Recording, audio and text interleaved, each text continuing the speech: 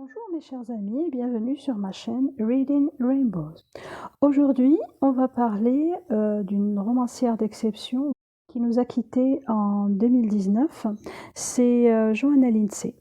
Alors, elle est américaine, tous ses romans ont été classés dans la liste des best-sellers du New York Times. Et sa fameuse saga des Mallory est un immense succès. Alors, elle comporte 11 livres, 10 ont été traduits, un seul est en version originale. Maintenant, on va parler des livres de Johanna Lindsey que j'ai le plus aimé.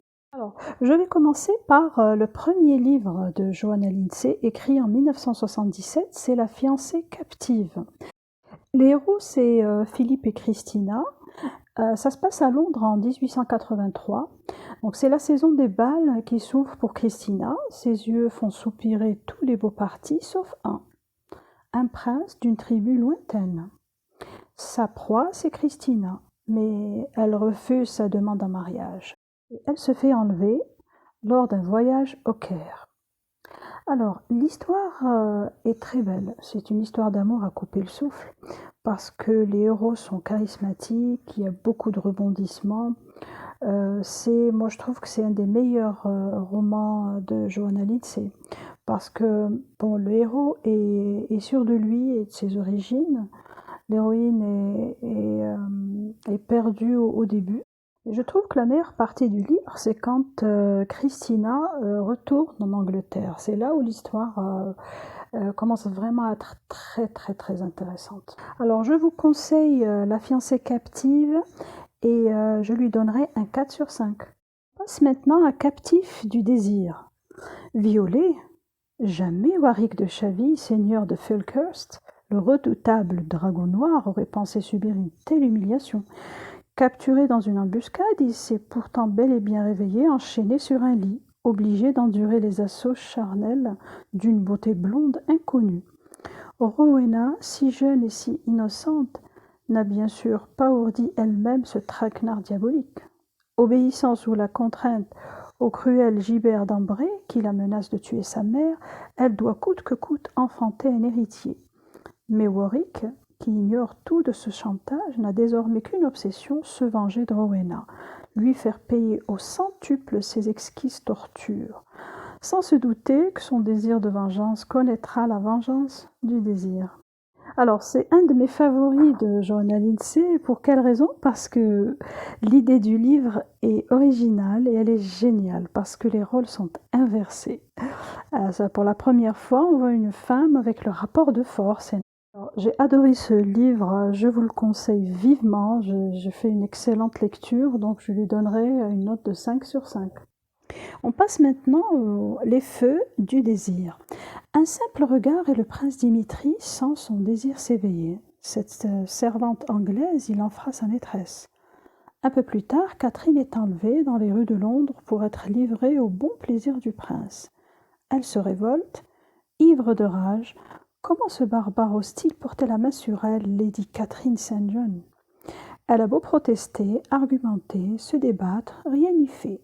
Il l'entraîne sur les mers déchaînées vers l'inconnu, vers la splendeur des palais, au toit d'or de Saint-Pétersbourg, où elle sera retenue prisonnière d'une passion désormais incontrôlable.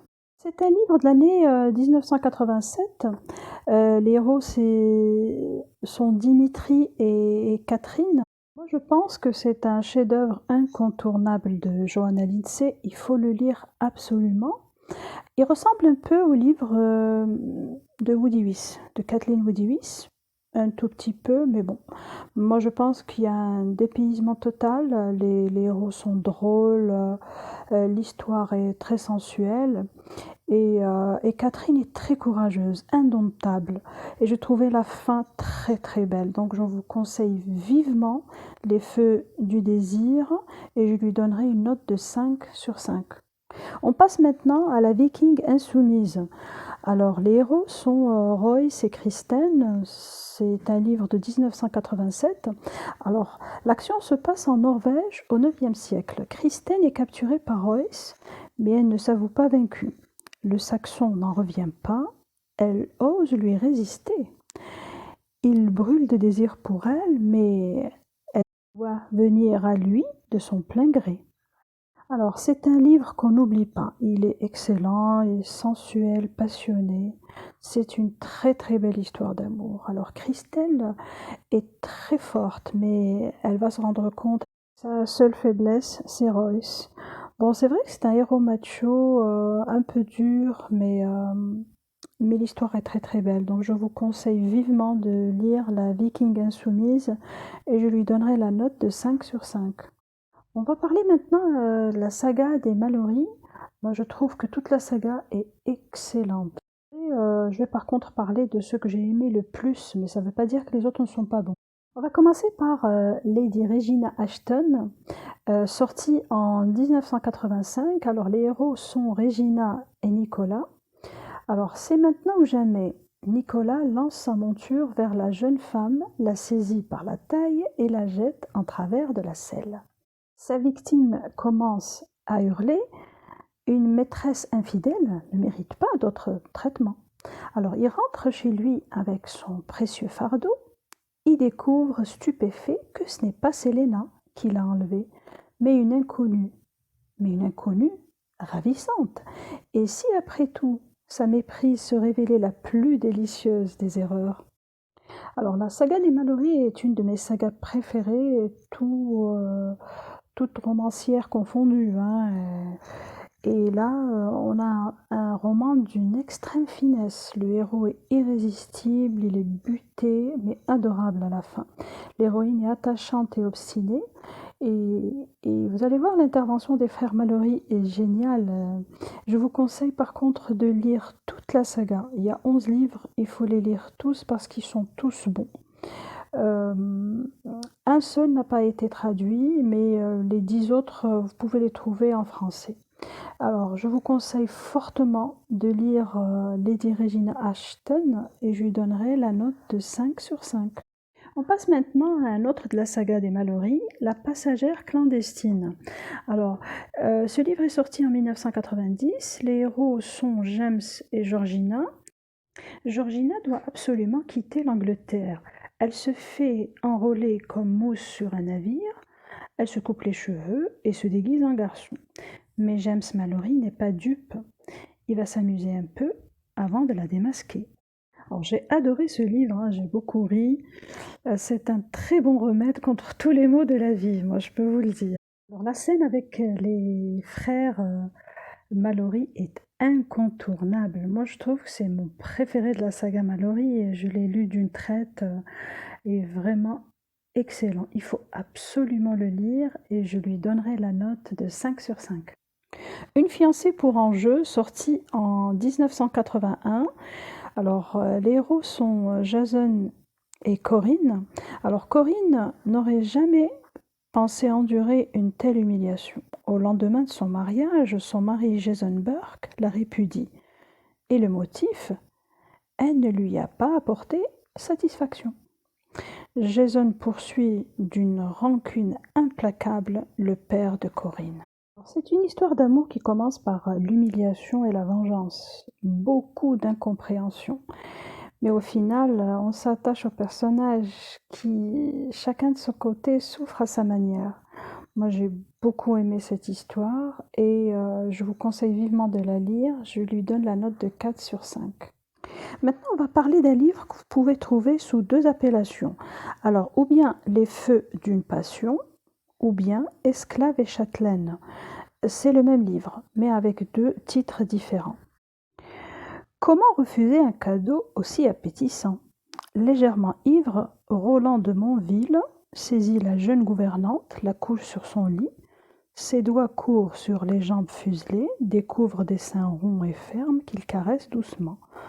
Le lendemain matin, il ne se souvient que d'un joli visage, des yeux clairs, qui appartiennent en fait à la demoiselle du château que l'on comptait marier de force à un vieillard gâteux mais riche.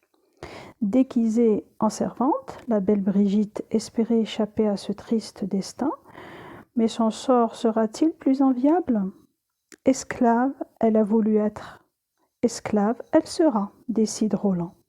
Réduite aux tâches les plus ingrates, soumise aux désirs passionnés d'un homme exigeant, Brigitte est farouchement ce nouveau maître, que ni son corps ni son cœur ne peuvent refuser. C'est un de mes préférés de Johanna Lindsey, bien que le héros soit dur et macho, mais on sent quand même une certaine fragilité. L'histoire est vraiment captivante, elle est très très belle.